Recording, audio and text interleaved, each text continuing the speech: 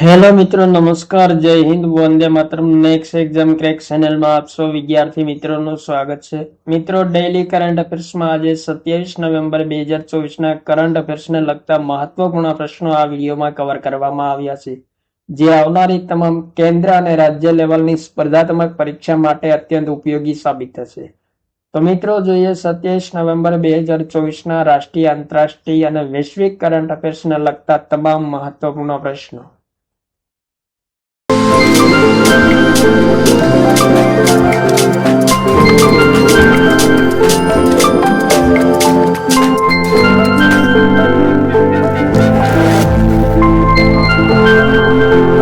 પ્રશ્ન નંબર 1. ભારતમાં પ્રતિવર્ષ બંધારણ દિવસ ક્યારે મનાવવામાં આવે છે? 15 ઓગસ્ટ, 24મી જાન્યુઆરી, 24 નવેમ્બર, 26 નવેમ્બર. ઇમ્પોર્ટન્ટ પ્રશ્ન મિત્રો, ભારતમાં પ્રતિવર્ષ બંધારણ દિવસ ક્યારે મનાવવામાં આવે છે? તો જવાબ થશે મિત્રો 26 નવેમ્બરના રોજ ભારતમાં પ્રતિવર્ષ બંધારણ દિવસ મનાવવામાં આવે છે. મિત્રો, ઇમ્પોર્ટન્ટ પોઈન્ટ, બંધારણ દિવસની 75મી વર્ષગાંઠ 2024માં મનાવવામાં આવી છે. ઇમ્પોર્ટન્ટ પોઈન્ટ જોઈએ મિત્રો, ભારતમાં બંધારણનું ઘડતર કરવામાં 2 વર્ષ 11 મહિના અને 18 દિવસનો સમય લાગ્યો હતો.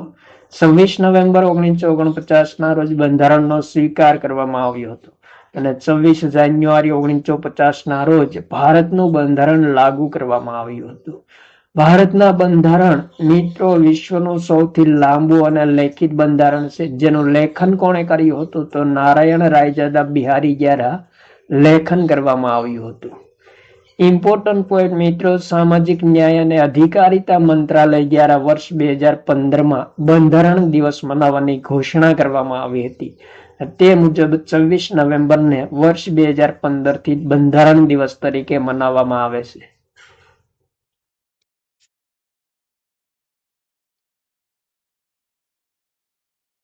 ત્યારબાદ આગળનો પ્રશ્ન. તાજેતરમાં ભારતની પ્રથમ આર્ટિફિશિયલ ઇન્ટેલિજન્સ ડેટા બેંકની શરૂઆત કયા મંત્રાલય દ્વારા કરવામાં આવી છે? ગૃહ મંત્રાલય, વાણિજ્ય મંત્રાલય, વિજ્ઞાન અને ટેકનોલોજી મંત્રાલય, સંરક્ષણ મંત્રાલય. ઇમ્પોર્ટન્ટ પ્રશ્ન મિત્રો,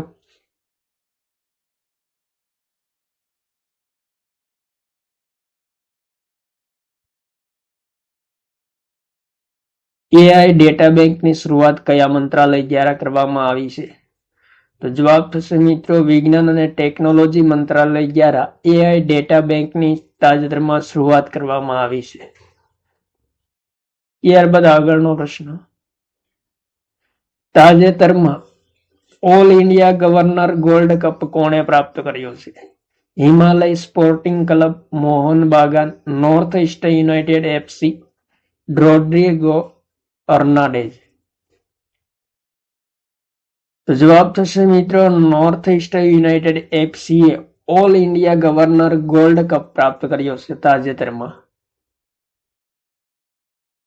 ઇમ્પોર્ટન્ટ પોઈન્ટ જોઈએ મિત્રો, ઇન્ટરનેશનલ ફૂટબોલ ટુર્નામેન્ટ 2024નું સંસ્કરણ કેટલામું છે? તો મિત્રો 40મા નંબરનું સંસ્કરણ છે. આયોજન ક્યાં કરવામાં આવ્યું છે? તો પલ્જોર સ્ટેડિયમ, ગંગટોક ખાતે આયોજન કરવામાં આવ્યું છે. આયોજન કોના દ્વારા કરવામાં આવે છે? તો સિક્કિમ ફૂટબોલ એસોસિએશન દ્વારા આયોજન કરવામાં આવે છે. અને આ ટુર્નામેન્ટમાં કેટલી ટીમોએ ભાગ લીધી છે? તો 16 ટીમોએ ભાગ લીધી છે. ત્યારબાદ આગળનો પ્રશ્ન. ડેવિસ કપ 2024નો ખિતાબ કયા દેશે પ્રાપ્ત કર્યો છે? Bharat, Australia, Italy, Pakistan. તો જવાબ થશે મિત્રો ઇટલીએ ડેવિસ કપ 2024નો ખિતાબ પ્રાપ્ત કર્યો છે. અને ઇટલીએ કોને હરાવ્યું છે? તો નેધરલેન્ડને હરાવીને ડેવિસ કપ 2024નો ખિતાબ પ્રાપ્ત કર્યો છે.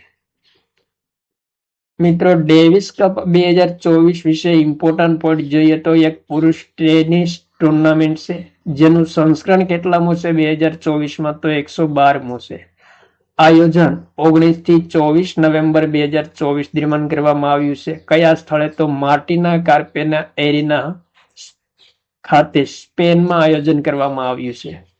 ડેવિસ કપની સૌપ્રથમ શરૂઆત ક્યારે થઈ હતી? તો વર્ષ 1900 શરૂઆત થઈ હતી ડેવિસ કપની. મિત્રો, મહત્વપૂર્ણ ખેલ પુરસ્કાર 2024 સંબંધી ઇમ્પોર્ટન્ટ પોઈન્ટ જોઈએ તો IPL ઇન્ડિયન પ્રીમિયર લીગ 2024 નો ખિતાબ કોલકાતા નાઇટ રાઇડર્સે પ્રાપ્ત કર્યો છે. ICC પુરુષ T20 વિશ્વકપ 2024 નો ખિતાબ ભારતે પ્રાપ્ત કર્યો છે.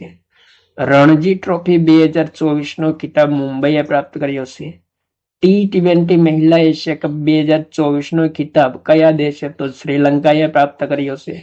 ICC U19 વિશ્વકપ 2024 ખિતાબ ઓસ્ટ્રેલિયાએ પ્રાપ્ત કર્યો છે.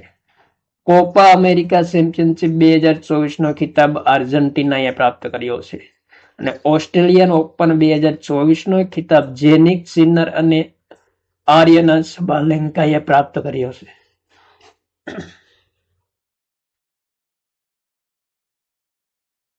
ત્યારબાદ આગળનો પ્રશ્ન. તાજેતરમાં કયા રાજ્યની પોલીસને દારૂની શોધ કરવા માટે અદ્રેવ નામના કૂતરાએ મદદ કરી છે? તો જવાબ થશે મિત્રો ગુજરાત. ત્યારબાદ આગળનો પ્રશ્ન. તાજેતરમાં હમારા સંવિધાન હમારા સ્વાભિમાન પદયાત્રાનો શુભારંભ કયા કરવામાં આવ્યો છે? નવી દિલ્હી, ગાંધીનગર, કોલકાતા, લખનઉ. તો જવાબ થશે મિત્રો નવી દિલ્હી ખાતે હમારા સંવિધાન હમારા સ્વાભિમાન પદયાત્રાનો શુભારંભ કરવામાં આવ્યો છે. ત્યારબાદ આગળનો પ્રશ્ન. તાજેતરમાં ભારતની સૌપ્રથમ કમ્પ્રેસ્ડ બાયોગેસ પ્લાન્ટ પર આધારિત આત્મનિર્ભર ગૌશાળાની સ્થાપના ક્યાં કરવામાં આવી છે?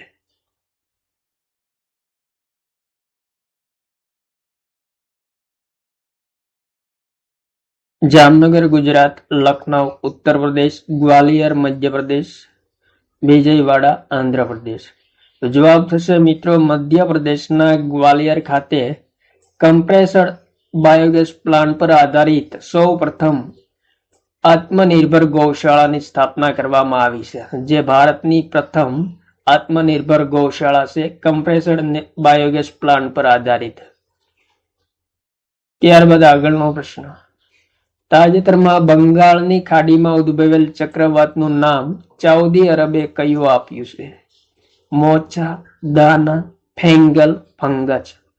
તો જવાબ થશે મિત્રો સાઉદી અરબ દ્વારા બંગાળની ખાડીમાં જે તાજેતરમાં ચક્રવાત ઉદ્ભવ્યું છે જેનું નામ ફેંગલ આપવામાં આવ્યું છે. ત્યારબાદ આગળનો પ્રશ્ન. તાજેતરમાં કયા દેશમાં રેજોંગ દેવા નામનો હિન્દુ તહેવાર મનાવવામાં આવ્યો છે? ઇમ્પોર્ટન્ટ પ્રશ્ન મિત્રો. Malaysia, Indonesia, Thailand, Australia. તો જવાબ થશે મિત્રો ઇન્ડોનેશિયામાં રેજોંગ દેવા નામનો હિન્દુ તહેવાર મનાવવામાં આવ્યો છે. ઇમ્પોર્ટન્ટ પોઈન્ટ જોઈએ મિત્રો. ઇન્ડોનેશિયામાં સારા ખેતી પાકોના ઉત્પાદન માટે ઈશ્વરને ધન્યવાદ દેવા માટે પ્રતિ વર્ષ રેજોંગ નૃત્ય મનાવવામાં આવે છે અને આ પ્રસિદ્ધ હિન્દુ તહેવાર છે ઇન્ડોનેશિયામાં. ઇન્ડોનેશિયાની રાજધાની કઈ છે? તો મિત્રો નુસન્તારા છે. રાષ્ટ્રપતિ પ્રબોવો સુબિયાન્ટો છે. ચલણી નાણું ઇન્ડોનેશિયન રૂપિયા છે. ત્યારબાદ આગળનો પ્રશ્ન. તાજેતરમાં કઈ બેંકે ભારતમાં 5 જિલ્લામાં જળવાયુ જોખમોને દૂર કરવા અને સામુદાયિક લચીલાપન માટે યુનિસેફ સાથે સમજૂતી કરી છે? Bharatiya state bank, axis bank, Ind bank, union bank. તો જવાબ થશે મિત્રો ઇન્ડ બેંકે તાજેતરમાં યુનિસેફ સાથે સમજૂતી કરી છે. શા માટે? તો ભારતના 5 જિલ્લામાં જળવાયુ જોખમોને દૂર કરવા અને સામુદાયિક લચીલાપન માટે પ્રોત્સાહન આપવા માટે યુનિસેફ સાથે સમજૂતી કરી છે.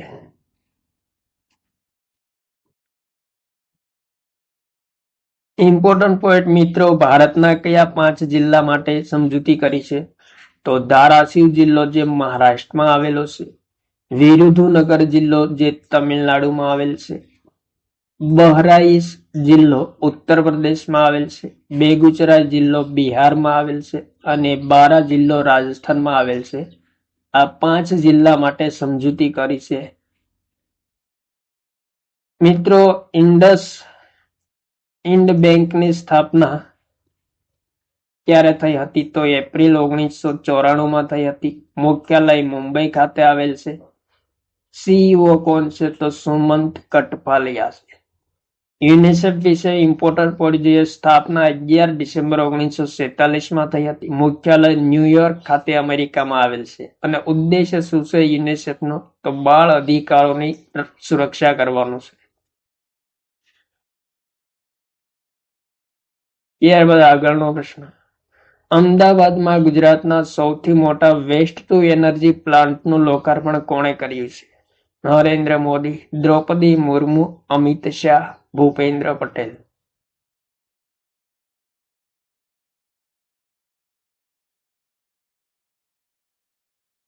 તો જવાબ થશે મિત્રો અમિત શાહ દ્વારા તાજેતરમાં અમદાવાદમાં ગુજરાતનું સૌથી મોટા વેસ્ટ ટુ એનર્જી પ્લાન્ટનું લોકાર્પણ કરવામાં આવ્યું છે. ત્યારબાદ આગળનો પ્રશ્ન, ભારતમાં લિંગ આધારિત હિંસાને ખતમ કરવા માટે અબ કોઈ બહાના નહીં અભિયાનની શરૂઆત ક્યાં કરવામાં આવી છે? મુંબઈ, દિલ્હી, કોલકાતા, ગાંધીનગર. તો જવાબ થશે મિત્રો દિલ્હી ખાતે ભારતમાં લિંગ આધારિત હિંસાને નાબૂદ કરવા માટે અબ કોઈ બહાના નહીં અભિયાનની શરૂઆત કરવામાં આવી છે. ઇમ્પોર્ટન્ટ પોઈન્ટ મિત્રો, ગ્રામીણ વિકાસ મંત્રાલય અને મહિલા તથા બાળ વિકાસ મંત્રાલય દ્વારા 25 નવેમ્બર 2024 રોજ લિંગ આધારિત હિંસાને ખતમ કરવા માટે અબ કોઈ બહાના નહીં એવા રાષ્ટ્રીય અભિયાનની શરૂઆત કરવામાં આવી છે. મિત્રો, ગ્રામીણ વિકાસ મંત્રી કોણ છે? તો શિવરાજસિંહ ચૌહાણ છે. મહિલા અને બાળ વિકાસ મંત્રી અન્નપૂર્ણા દેવી છે. ત્યારબાદ આગળનો પ્રશ્ન, ઇન્ડિયન પ્રીમિયર લીગની હરાજીમાં સૌથી મોંઘો ખેલાડી કોણ બન્યો છે? યુજવેન્દ્ર ચહલ, ઋષભ પંત, શ્રેયસ અય્યર, મિશેલ સ્ટાર્ક. તો જવાબ થશે મિત્રો ઋષભ પંતે તાજેતરમાં ઇન્ડિયન પ્રીમિયર લીગની હરાજીમાં સૌથી મોંઘો ખેલાડી બન્યો છે. અને કયા રાજ્યની ટીમે ખરીદ્યો છે? તો ઉત્તર પ્રદેશની IPL 2025 માટે લખનૌ સુપર જાયન્ટ્સ ટીમે 27 કરોડમાં ખરીદ્યો છે. ત્યારબાદ આગળનો પ્રશ્ન, તાજેતરમાં ઉરુગ્વેના નવા રાષ્ટ્રપતિ કોણ બન્યા છે? શિગેરુ ઇશિબા, યામાંડુ હોર્સી, ડોનાલ્ડ ટ્રમ્પ, ક્લાઉડિયા સિલ્વા. જવાબ થશે મિત્રો યામાંડુ હોર્સી તાજેતરમાં ઉરુગ્વેના નવા રાષ્ટ્રપતિ બન્યા છે. ઉરુગ્વેની રાજધાની કઈ છે? તો મોન્ટેવિડિયો છે. રાષ્ટ્રપતિ લુઈસ લેકેલ પોઉ છે. ને વર્તમાનમાં નવા રાષ્ટ્રપતિ યામાંડુ હોર્સી બન્યા છે. ચલણી નાણો પેસો છે. ત્યારબાદ આગળનો પ્રશ્ન, તાજેતરમાં નવી દિલ્હીમાં ભારત મંડપમ ખાતે ICA વૈશ્વિક સહકારી સંમેલન 2024 નું ઉદ્ઘાટન કોણે કર્યું? તો જવાબ થશે મિત્રો પ્રધાનમંત્રી નરેન્દ્ર મોદી દ્વારા નવી દિલ્હીમાં ભારત મંડપમ ખાતે વૈશ્વિક સહકારી સંમેલન 2024 નું ઉદ્ઘાટન કરવામાં આવ્યું છે. મિત્રો, આંતરરાષ્ટ્રીય સહકારી ગઠબંધન દ્વારા પ્રથમ વખત ભારતમાં વૈશ્વિક સહકારી સંમેલનનું આયોજન કરવામાં આવ્યું છે. ત્યારબાદ આગળનો પ્રશ્ન, તાજેતરમાં આજ તક સાહિત્ય જાગૃતિ લાઇફટાઇમ અચીવમેન્ટ પુરસ્કારથી કોને સન્માનિત કરવામાં આવ્યા છે? ઇમ્પોર્ટન્ટ પ્રશ્ન મિત્રો, આજ તક સાહિત્ય જાગૃતિ લાઇફટાઇમ અચીવમેન્ટ પુરસ્કારથી કોને સન્માનિત કરવામાં આવ્યા છે? જગતગુરુ રામભદ્રાચાર્ય, ગુલઝાર, મિથુન ચક્રવર્તી, પ્રભા વર્મા. તો જવાબ થશે મિત્રો પ્રસિદ્ધ ગીતકાર ગુલઝારને આજ તક સાહિત્ય જાગૃતિ લાઈફ ટાઈમ અચીવમેન્ટ પુરસ્કારથી સન્માનિત કરવામાં આવ્યા. ત્યારબાદ આગળનો પ્રશ્ન, અરુણાચલ રંગ મહોત્સવ 2024 ના બ્રાન્ડ એમ્બેસેડર કોણ બન્યા છે? નીરજ ચોપડા, પંકજ ત્રિપાઠી, અમિતાભ બચ્ચન, સલમાન ખાન? તો જવાબ થશે મિત્રો પંકજ ત્રિપાઠી તાજેતરમાં અરુણાચલ રંગ મહોત્સવ 2024 નવા બ્રાન્ડ એમ્બેસેડર બન્યા છે.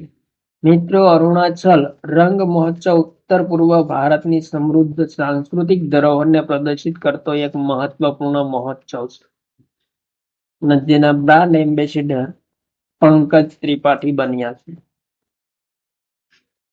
ત્યારબાદ આગળનો પ્રશ્ન, તાજેતરમાં કયા રાજ્યમાં મહિલાઓ વિરુદ્ધ હિંસાઓ સામે હમ હોંગે કામયાબ જાગૃતતા અભિયાનની શરૂઆત કરવામાં આવી છે?